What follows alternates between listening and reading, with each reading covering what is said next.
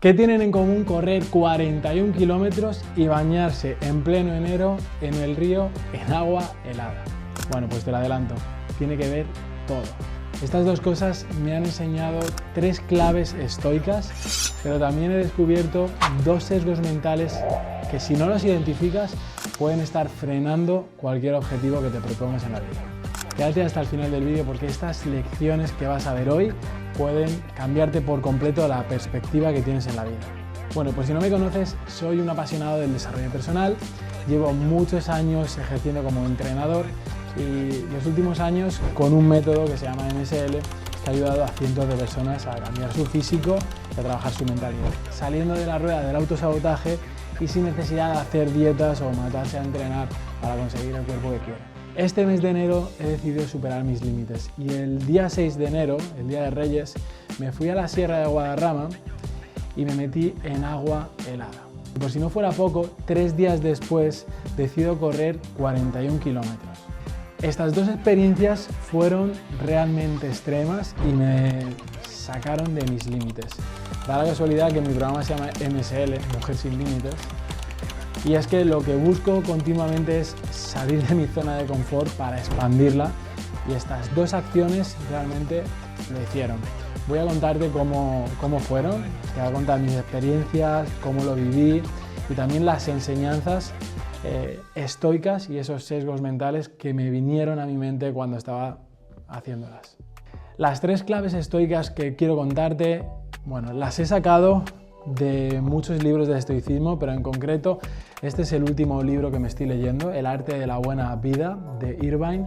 Este libro te da muchas enseñanzas prácticas estoicas y quiero darte hoy las 3 que para mí son las más importantes y rigen mi vida desde hace años. La primera, y todas las personas que han pasado alguna vez por mi programa la conocen porque no paro de repetirla, es la dicotomía de control.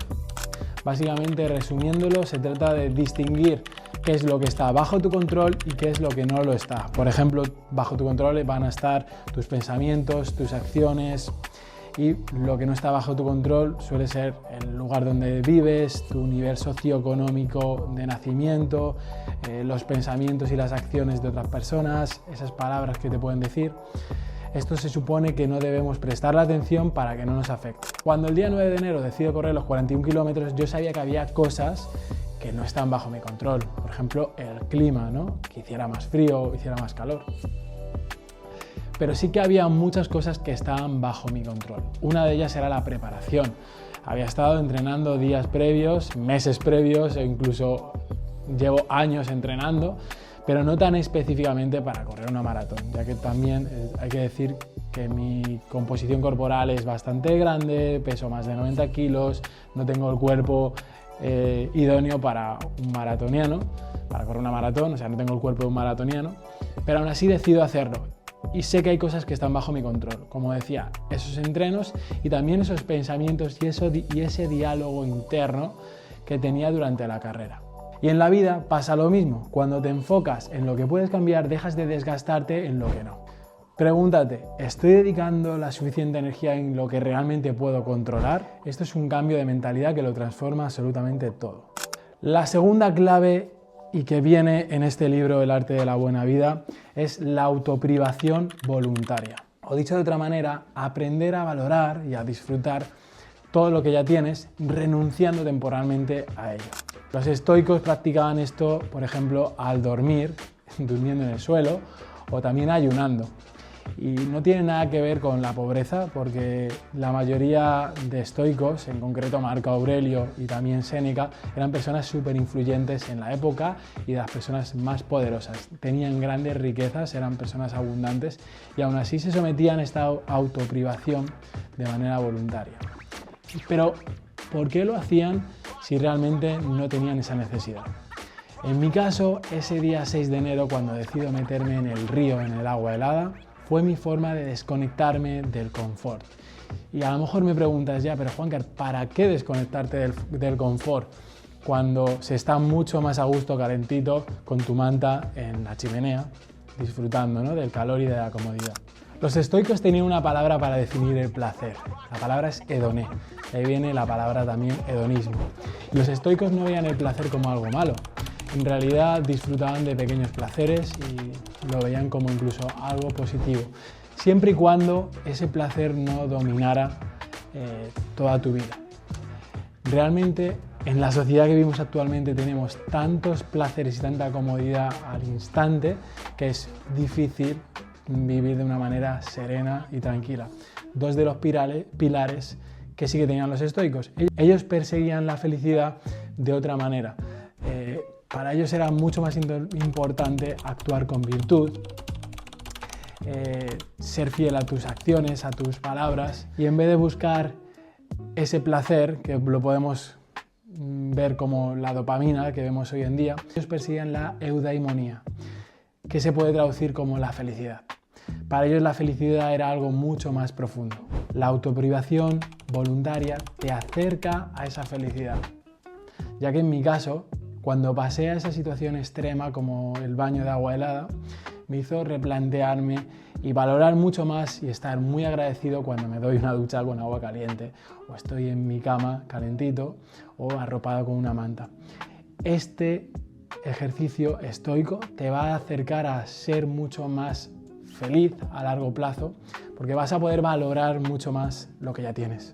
Te invito a que lo hagas en pequeñas dosis. Por ejemplo, deja de utilizar el móvil por la noche en las horas antes de irte a la cama sin meterte en redes sociales, o intenta evitar consumir esa comida que tanto te gusta y no puedes evitar, por ejemplo un chocolate, y sorpréndete sobre lo que descubres de ti mismo. Te darás cuenta que después empiezas a valorar las cosas de otra manera. Y vamos con la tercera clave estoica, que es la incomodidad voluntaria. Al igual que la autoprivación voluntaria, esto significa someterte de manera intencionada a un desafío, con el único objetivo de fortalecer tu carácter. Los 41 kilómetros que corrí el otro día ha sido de las pruebas más duras que he vivido en mi vida. Hubo un momento que quería rendirme, hubo momentos en los que me dolía todo. La rodilla derecha era impensable que pudiera continuar porque el dolor era extremo, me dolían las caderas. Mi cabeza continuamente decía que me rindiera. Me sentía completamente agotado e incluso llegó un momento que lloré. Lloré de la frustración por pensar que no podía terminarlo. Pero aún así continué. Quería darme ese mensaje a mí mismo de que yo era capaz de hacerlo. Aprendí y continúo aprendiendo cada día que la incomodidad no es el enemigo. En realidad la incomodidad es el camino hacia el crecimiento. ¿Cómo puedes aplicar esto en tu caso? Bueno, no tienes que salir a correr 41 kilómetros, puedes hacerlo de una manera mucho más sencilla. Piensa en algo que te incomode o que te asuste y comprométete a realizarlo. Y esto puede ser, esto puede parecer algo masoquista, pero en realidad no se trata de esto, se trata de expandir tu zona de confort. Te voy a poner un ejemplo muy concreto. Yo después de correr esos 41 kilómetros, cuando me levanto por la mañana y decido salir a correr 5 o 6 kilómetros, me resulta mucho más fácil porque mi zona de confort se está expandiendo. Cuando decido enfrentarme y ponerme a hablar delante de una cámara, es probable que antes me diera vergüenza. Ahora, después de hacerlo tantas veces, mi zona de confort se expande. Igual que cuando salgo y me subo a un escenario y me pongo a dar una charla delante de un montón de personas. Era algo que me asustaba, pero si lo repites con determinación y constancia, te vas dando cuenta que esa zona de confort se va expandiendo. Todo en esta vida que nos da miedo o que nos produce cierta incomodidad, normalmente suele ser la brújula que nos indica hacia dónde está el camino. Si hoy sientes miedo o sientes incomodidad por querer hacer un cambio, por mejorar tu cuerpo, por mejorar tu aspecto físico, créeme, es completamente normal y es un indicador de que debes hacerlo. Empieza con pequeñas acciones como salir a caminar un poco más de lo que estás haciendo ahora o incluir entrenamientos súper sencillos en casa.